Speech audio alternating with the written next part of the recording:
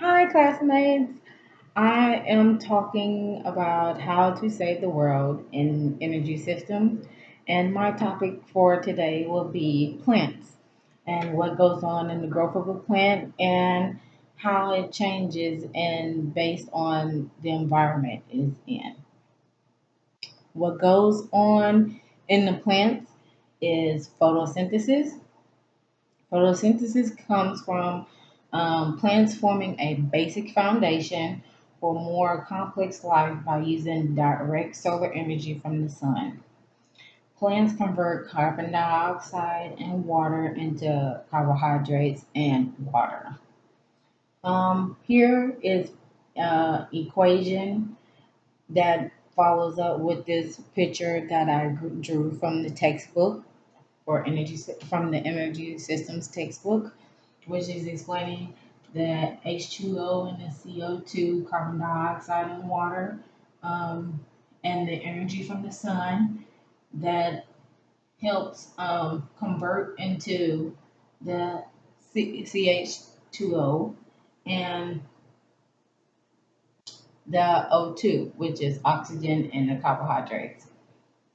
And the carbohydrates is what give the plant to grow. How does a plant adapt into the environment? Plants can cool the landscape directly through transpiration. Transpiration is this process deals with plants that often release excess water into the air from their leaves when the surrounding atmosphere heats up. By releasing evaporated water, plants cool themselves and the surrounding environment. For an example, when a person is sweating from the gym or working out in the gym or running or working on a job, um, the surface of your skin helps you cool off. And that is the same way with plants. As the plants draw in and break a sweat, they help cool the atmosphere. Didn't know that. If you didn't know that, now you know. Carbon dioxide is a major greenhouse gas. It's concentrated substantially, regulates the average surface temperature on Earth. It governs the amount of water vapor in the troposphere. Um, how does plants affect humans? Plants can affect humans in a lot of ways, if you know it or not. Plants help clean the air. Like if you don't have plants in your house and you just use air freshener, um, and nothing is nothing like clean air in the house. So, one good way to have clean air in your house is put plants in your house because it helps filter the air better than the air freshener would. Another way is our food. Food comes from plants. Plants are food.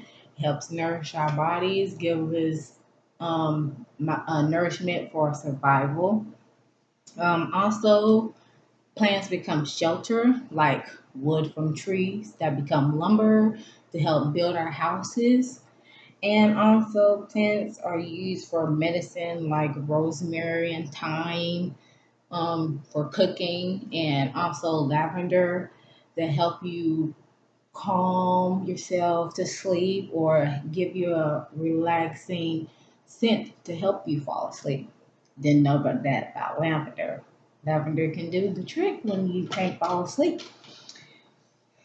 Plants like humans? In some ways, in most ways, yeah. Because light and temperature, water and nutrition are key factors when dealing with humans and plants because the light, you need light for energy, for blood circulation, help your body get some energy. That same way with light, same way with the plant. Temperature, we can maintain temperature, we can adapt the temperature. The only reason with plants is they have to adapt to it no matter what. We can go anywhere and adapt to temperature. If a plant is there, is there. Water, we need water for hydration.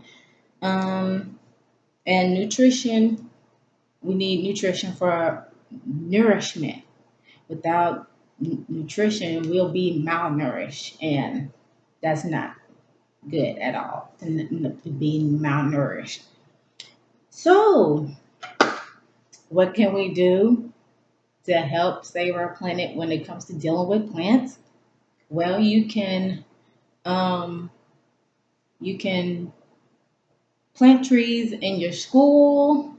You can create a garden in the backyard or in the front yard. You can landscape your front yard. In the backyard, you can create a garden. If you don't have a front or a backyard, you can, put a greenhouse on the top of your townhouse. You can make a way. Reduce the amount of paper you use. Recycle your cardboard and other paper tools. I mean, there's inexpensive ways to make the world a greater place when it comes to plants. So that's my presentation, and sayonara.